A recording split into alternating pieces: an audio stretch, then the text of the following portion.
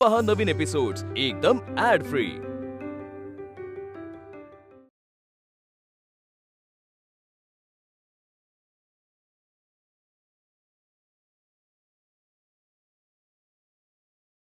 नियतीनेच आणले तुला तिच्या समोर।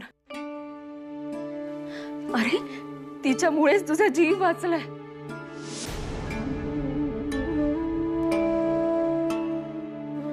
आता तुला तिचा जीव वाचवावा लागेल।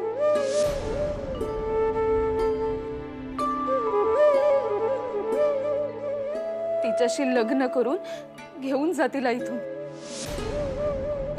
आज किंवा उद्याच हे सारे करावे लागेल, कारण परवाच तिचे लग्न आहे। परंतु मी माझे आयुष्य देशासाठी वेचणार आहे। मला लग्न किंवा अशा बंधनात अडकायचे नाहीये। माझा जीव कायमचा धोक्यात असताना एका निष्पाप मुलीच्या आयुष्याची जबाबदारी कशी घेऊ? मला जाऊ द्या इथून। अरे शांत हो जरा, आणि मी काय सांगते ते नीट ऐक। मी तरी काय बाई मूर्ख तुला हा प्रश्न विचारला, ना ओळख ना पाळख, पण उमाचे आणि तुझे धागे जोडल्यासारखे वाटले म्हणून विचारले हो। तुम्हा दोघांना एकमेकांची गरज आहे असे वाटले, आणि खरे तर तुझ्या चेहऱ्याकडे पाहून मला उगाच वाटले की तुलाही उमा आवडते, म्हणून मी हे धाडस केले विचारण्याचे। आत्ताच शिपाई येऊन गेले, आपल्या घरावर पाळत ठेवून असणार आहे, तेव्हा लवकरच तुझा इथला मुक्काम हलवावा लागेल। तू अशा अवस्थेत एकटे बाहेर जाणे बरे नाही। उमा तुझ्या सोबत असेल तर। बायका एवढा धाडसी निर्णय घेऊ शकतात? एवढा धाडसी विचार करू शकतात का?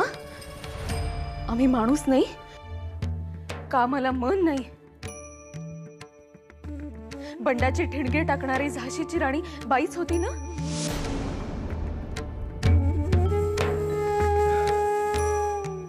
याआधी कुठल्या स्त्रीला असा विचार करताना पाहिले नव्हते, ऐकले नव्हते, म्हणून आश्चर्य वाटले।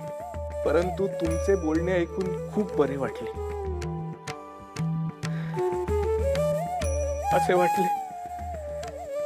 असे वाटले की मी माझ्या आईशी बोलतोय। मी तुम्हाला आई म्हटले तर? अरे आईच समज मला,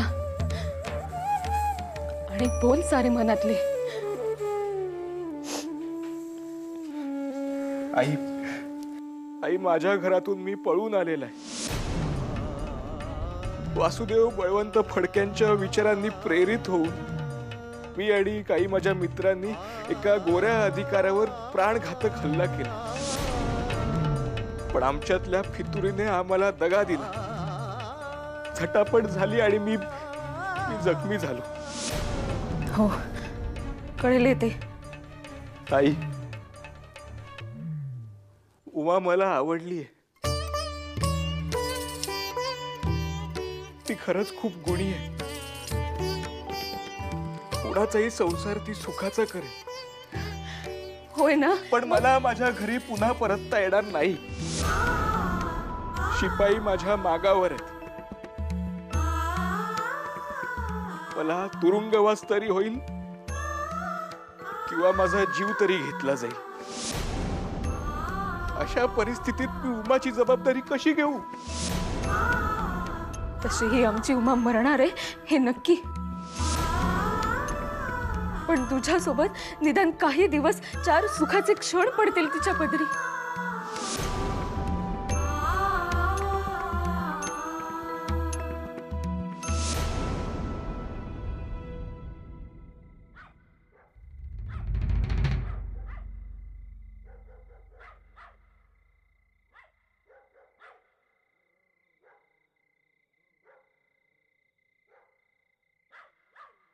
बापू, झोप येत नाहीये ना? अरे कशी येणार झोप? आज घरात एवढे भयानक घडले ना। तुझे वडील होते तेव्हाही शिपाई यायचे घरात, ते गेल्यावर वाटले होते सुटका झाली यातून, पण नाही, आज पुन्हा तोच प्रसंग आला.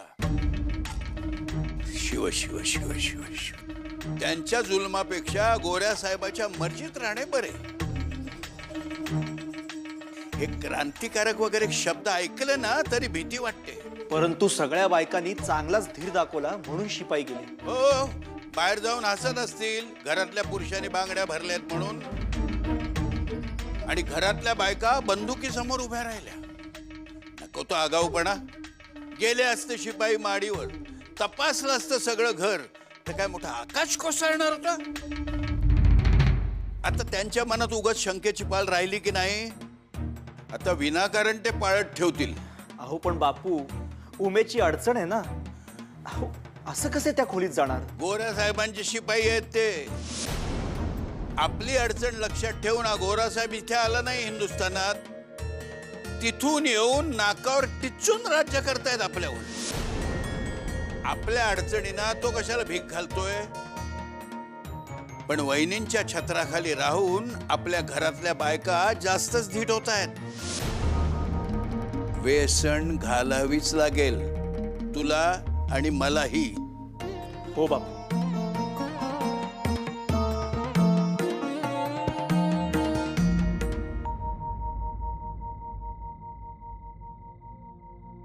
रघुनाथ काकाने असे करायला नको होते.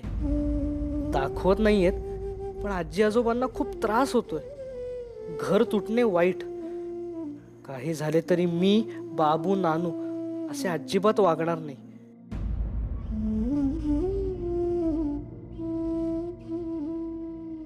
भाऊ काय रे?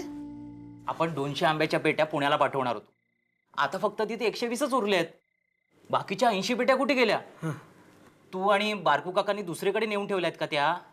नाही नाही, मी त्या गरीब लोकांना देऊन टाकल्या. काय? अरे पैसे नाहीत म्हणून त्यांना आंबे मिळत नाहीत, आणि आंब्यांवर पहारे असतात. मग त्यांना असा चांगला आंबा कधी मिळणार खायला? ती लोक खूप कष्ट करतात, तरी त्यांना राबवून घेतात. पायली 2 पायली धान्यावर बोळवण करतात. मग त्यांना असा छान रसाळ आंबा कधी मिळणार खायला? वा वा, म्हणून तू त्यांना देऊन टाकलेस. अरे असा कसा रे सदा भाऊ तू? काका आजोबांनी तुला इतक्यांदा सांगून सुद्धा तुला कसं समजत नाही? सगळ्यांना सगळे कसे फुकट वाढत असतोस? अरे भाऊ, तू काय स्वतःला संत वगैरे समजतोस का? हा, काका आजोबांना आता आम्ही जाऊन काय उत्तर द्यायचे? सांग. एक तर सगळी जबाबदारी त्यांनी आमच्यावर सोपवली होती. 80 पेट्यांचा हिशोब. नानू, मला तर वाटतं आपल्याला घरातनं हाकलूनच देतील आता. तेव्हा अरे मी त्यांना खायला दिले तर त्यात एवढे काय रागवायचे? मी काही त्या लोकांना पैसे दिलेले नाहीयेत, फक्त 80 पेट्या दिल्या आंब्याच्या. आणि हे बघा, ही झाडे काही आपल्या मालकीची नव्हेत, आपण फक्त राखण करतो. ही झाडे खरं तर आपल्या साऱ्यांची. भाऊ, आम्हाला एक ऐक सांगू नकोस. जे काही सांगायचंय अप्पांना जाऊन सांग. बरे सांग.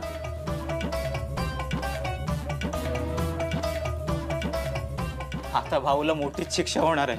होऊ देत ना, तसेच हवे त्याला.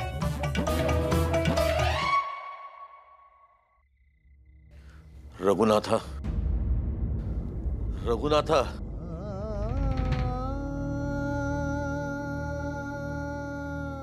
रघुनाथा. अगो बाई, हो काय झाले? भानावर या भाऊ.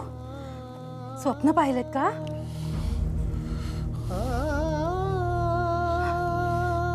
भाऊजींचे नाव घेत होता झोपेत. आठवण आली का त्यांची? ती वेगळी कशाला यायला हवी? ती तर कायमच आहे मनात. सुलोचने येईल का ग तो परत? त्याला येत नसेल माझी आठवण. भांडण झाले म्हणून काय झाले? अगो मोठे झालो म्हणून, नाहीतर एकाच ताटात जेवायचो आम्ही. येतील हो. परत नाही आले तरी तुम्हाला भेटायच मात्र नक्की येतील. तुम्हाला वाईट वाटले असेल, पण खरे सांगते, भाऊजी आपल्या मनाने नाही हो गेले. गोदेच्या दबावामुळे गेले हे साऱ्याच ठाऊक आहे. त्यामुळे ते तुम्हाला विसरले, त्यांना तुमची आठवण येत नसेल असे नका समजू. उलट ते तिथे तुमच्यापेक्षा जास्त एकटे पडले असतील. आई आई अप्पा अगं बाई काय झाले बाळ? आले आईचे बाळ. बोल बाळ.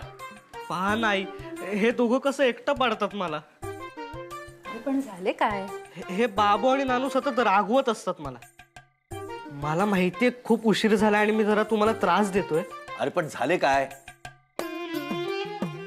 मी लोकांना पैसे देतो तर तुम्ही आणि काका आजोबा मला रागवता हो ना? हो. मग तेच सांगत होतो मी बाबू आणि नानूला. मी कोणालाच पैसे दिलेले नाहीयेत. यावेळेस मला कोणीच रागवणार नाही. मी फक्त डोंगर पायथ्याशी राहणाऱ्या गरीब लोकांना 200 पेट्यांपैकी 80 पेट्या दिल्या आंब्याच्या. काय? काय? त्यांना पायली 2 पायली कण्या देतात. एवढं राबवून घेतात. मग कोणीच त्यांना आंबे देत नाही म्हणून मी दिले. अरे सदा सदा बाळ म्हणा बाळ. अरे अक्कल चुलीत दिलीस का जाळायला?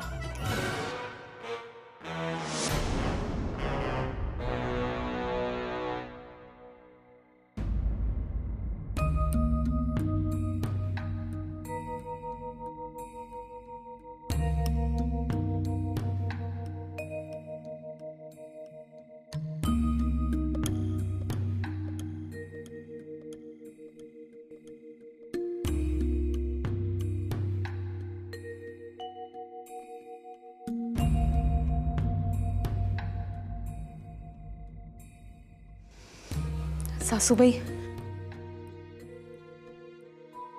कोणी पाहिले नाही ना? नाही निजलेत सगळे. काय सांगायचंय? काय झालंय?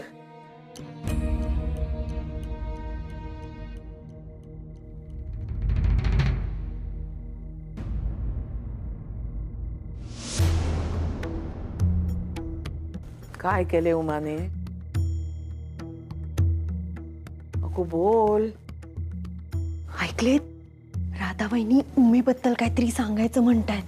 बाई बाई बाई माझ्या उमेबद्दल तेही मला न सांगता एवढे काय बोलायचे असेल यांना? काय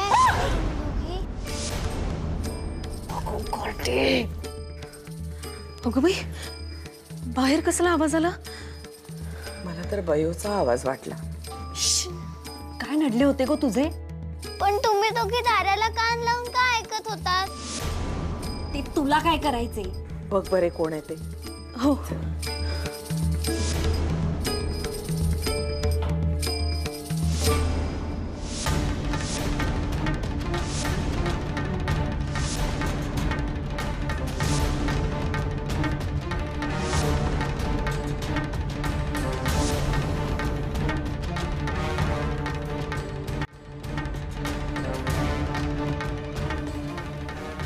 काय झाले बयो? काकू आजी आणि आत्ते दाराला कान लावून ऐकत होत्या. काकू वंस मुलांसमोर चोरून ऐकण्याचा आदर्श ठेवणार आहात का तुम्ही? अहो पण तुम्हाला दोघींना तरी एवढे काय महत्वाचे बोलायचे होते जे आम्ही नाही ऐकायचे? होते काहीतरी. प्रत्येक गोष्ट तुम्हाला सांगायलाच हवी का? अगो बाई असे का? बघ बघ कशी बोलते मला. काय झाले? काय चाललंय?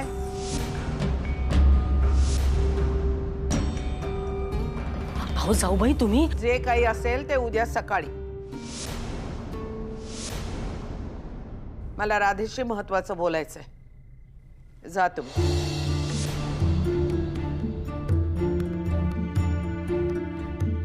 जा म्हटले ना. बयो तू पण जाऊन झोप जा.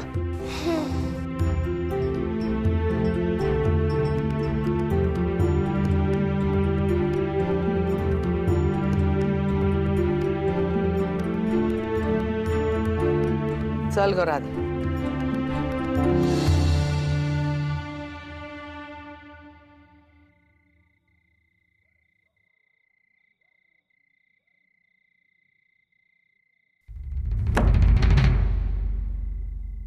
सासूबाई मला उमा आणि बाळकृष्ण बद्दल तुमच्याशी थोडं बोलायचं आहे.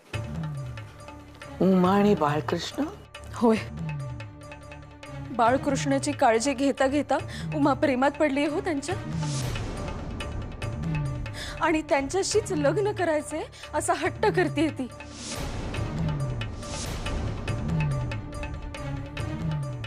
क्षमा करा, पण मला योग्य वाटते ते. मला असं वाटतंय की उमा समोर एक चांगली संधी चालून आली आहे. बाळकृष्ण बरोबर सुखी होईल होती. त्या जोगांशी लग्न झाले तर उघड्या डोळ्यांनी बळी देऊ आपण तिचा. नाही नाही, त्यापेक्षा जाऊ दे तिला बाळकृष्णासोबत निघून. आपण मदत करू ना तिला. तुम्ही साथ द्याल ना मला? माझी खात्री आहे तुम्ही हो म्हणाल ते.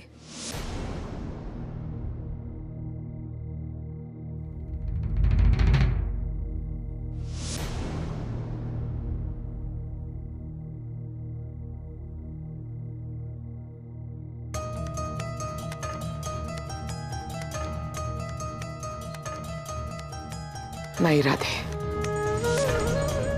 काय सासूबाई? तुझ्या भावनांशी कितीही सहमत असले तरी माझा विरोध आहे याला.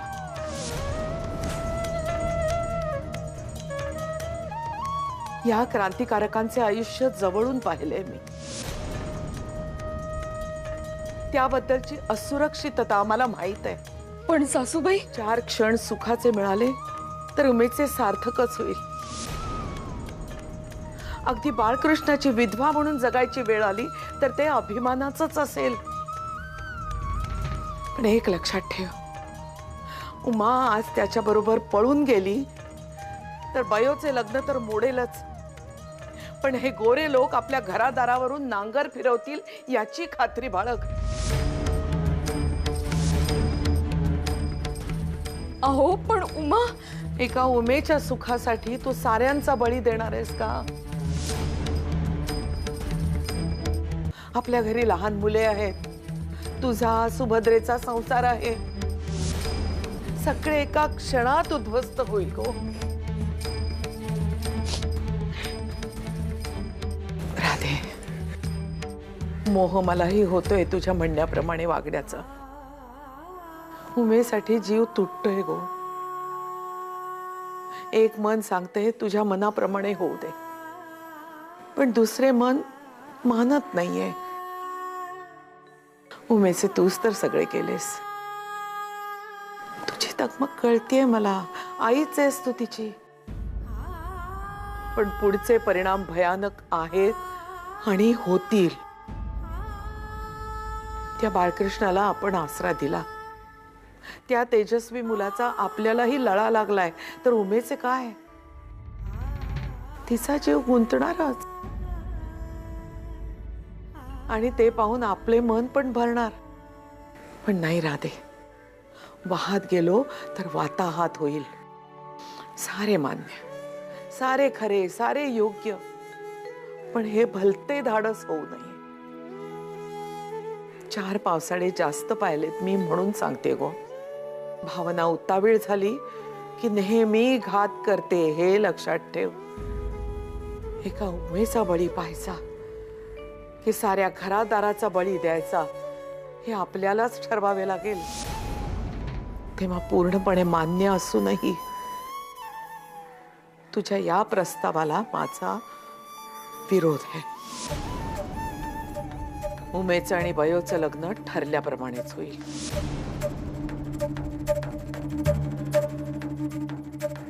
आणि दुसरे, गोष्टी एवढ्या पुढे गेल्या असतील तर छातीवर दगड ठेवून लवकरात लवकर त्या क्रांतिकारकाला निरोप द्यायला हवा.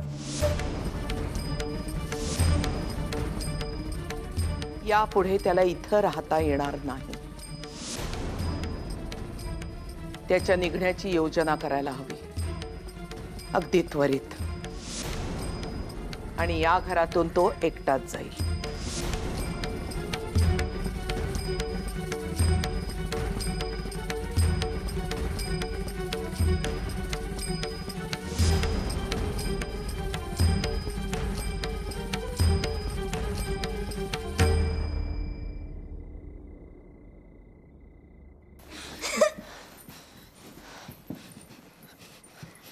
तुझ्यामुळे आम्हाला बोलणी खावी लागली. दिवसेंदिवस ना शहाणपणा वाढतच चाललाय तुझा. हो ना. आणि आम्हाला सोडून एवढे काय बोलायचे होते गो राधा बहिणींना आईशी? तुला तर माहितीच असेल. नाहीतर काय, मोठ्यांची बरोबरी करू लागलीस ना, मग सांग ना आता.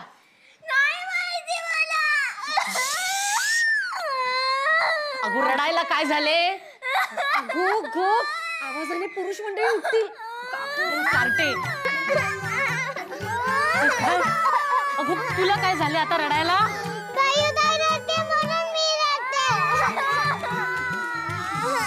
अरे काय चाललंय? पोरं रडतायत कशाला? लक्ष नाही का कुणाचे? बायका घर विकून झोपले की काय?